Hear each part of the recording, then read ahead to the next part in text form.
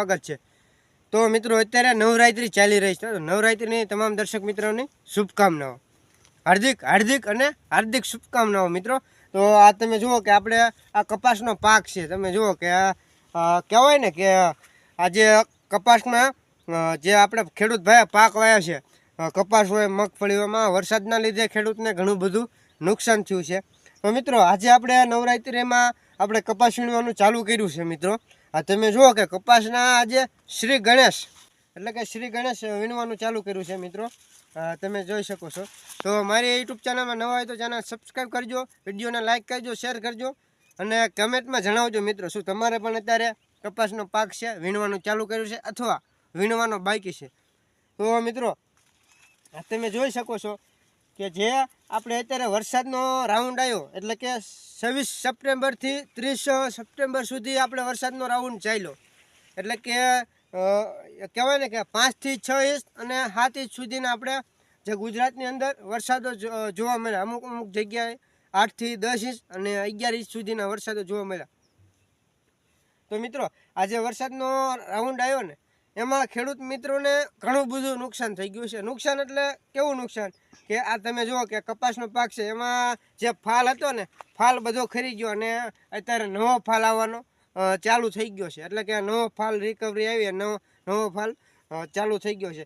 તો મિત્રો આવો જે વરસાદનો પહેલા રાઉન્ડ આવ્યો આપણે બધા ખેડૂતને ખબર છે કે 7મ 8મમાં વરસાદનો રાઉન્ડ આવ્યો હતો એમાં પણ મિત્રો ફાલ કપાસ ફાલમાં આવ્યો અને એ વખતે પણ ફાલ ખેરી ગયો હતો। તો મિત્રો આવી રીતે 2 વખત આપણે ખેડૂત મિત્રો આપણે કપાસના પાકમાં નુકસાન થઈ ગયું છે। આમ તો જે શાકભાજીના પાક હોય એવા અલગ અલગ ઘણા બધા પાકમાં ખેડૂત ભાઈને નુકસાન તો થયું છે, પણ મિત્રો અત્યારે કહેવાય ને કે કપાસના આપણે બજાર ભાવની વાત કરવી ને તો કપાસનો બજાર ભાવ છે મિત્રો 800 રૂપિયાથી લઈ અને 1600 રૂપિયા સુધીનો આપણને બજાર ભાવ મળે છે। તો મિત્રો આ તમે જોઈ શકો છો કે આ કપાસી આ આપણે લઈને જાવીને એટલે આના 800 રૂપિયા આવે મિત્રો। આ તમે જોઈ શકો છો કે હવે મિત્રો આપણે આ વીણવાની મજૂરીની વાત કરીએ ને તો કપાસ વીણવાની મજૂરી આપણને એક મણે 200 રૂપિયા લાગે છે, એટલે કે એક મણ વીણાવીને એટલે 200 રૂપિયાનો ખર્ચ થાય મજૂરીની। તો મિત્રો આમાં 800 રૂપિયા ભાવ આવે આના। આ કપાસ તમે આ જોઈ શકો છો કે એકદમ પેશી ટાઈપનો છે, જેને ખજૂર ટાઈપનો પણ આપણે કહી શકાય। આ તમે જુઓ કે આના 800 રૂપિયા ભાવ આવે। હવે એમાં મણે આપણે 200 રૂપિયાનો ખર્ચ થઈ જાય મજૂરીનો જ ખાલી, બીજો ખર્ચો અલગ, ખાતર બિયારણ દવા ખેડ પાણી પછી બીજી કોઈ આપણે મહેનત કરી હોય તે એ બધો તો અલગ મિત્રો। પણ અત્યારે 800 રૂપિયા આવે તો 200 રૂપિયા આપણે મજૂરી કાઢી નાખીએ કે 200 આપણે જે મને આપણે મજૂરી થાય તો 200 તો આપણે કાઢી જ નાખવાનું। તો અહીંયા ખેડૂત મિત્રોને વધા કેટલા મિત્રો 600 રૂપિયા।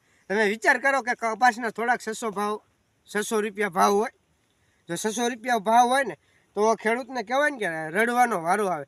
એ તો મિત્રો આપણો ખેડૂત કુદરત પાસે લાચાર છે, નકર બાકી સરકારને શું તાકાત છે કે ખેડૂતને સહાય કરી શકે। આ કુદરત પાસે લાચાર એટલા માટે કે આ ફાલ ફૂલ ઉપર કપાસ આવે ને અચાનક વરસાદ આવી જતો હોય છે અને ખેડૂતને નુકસાન થઈ જાય। આમ મિત્રો ગણો તો આપણે 2 વીણીનું ચોખ્ખું નુકસાન છે અને ત્રીજી વીણી પણ તમે જોઈ શકો છો કે આવા જે આ તમે જુઓ આ ટાઈપના થઈ ગયા છે। તમે જુઓ કે આમાં જે રૂઈની ક્વોલિટી નથી, કપાસિયા પણ ક્વોલિટી નથી, એકદમ આવું થઈ ગયું છે કાળું, જેને આપણે ગોગડું કહી શકાય। તમે જુઓ મિત્રો કે આ એકદમ ગોગડા ટાઈપનું થઈ ગયું છે। અલગ અલગ એરિયા પ્રમાણે અલગ અલગ આને બોલતા હોય છે અલગ અલગ ભાષામાં। આ તમે જુઓ કે ગોગડું તમે જુઓ આવી રીતે આ ગોગડું થઈ ગયું। હવે આમાં ખેડૂતને શું વળશે તમે મિત્રો વિચાર કરો।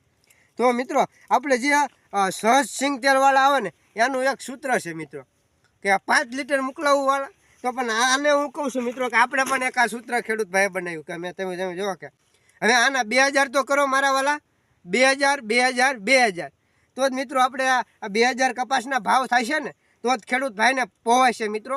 અને ખેડૂત કહેવાય ને કે એનો ખર્ચો અને એને જે મહેનત કરી હોય એનું વળતર મળી રહે। આના 2000 રૂપિયા આવે ને મિત્રો તો આ ખેડૂતને અત્યારે પોસાય એમ છે, નકર ખેડૂતને કહેવાય ને કે ખેડૂતને કંઈ વધે એવું નથી મિત્રો। હવે 800 રૂપિયા એવા ભાવ આવે, 600 રૂપિયા વધે 800 રૂપિયા આવે તો ખેડૂતને એમાં શું વળતર મળે, શું નફો થાય એ તો તમે વિચાર કરો મિત્રો કે આ ખેડૂત ભાઈ છે એટલે કે આપણે બધા ખેડૂત છીએ, એમાં જે કપાસનો પાક એટલે કોઈ પણ પાક વાવ્યો હોય એમાં મિત્રો ઘણો બધો ખર્ચ થતો હોય છે।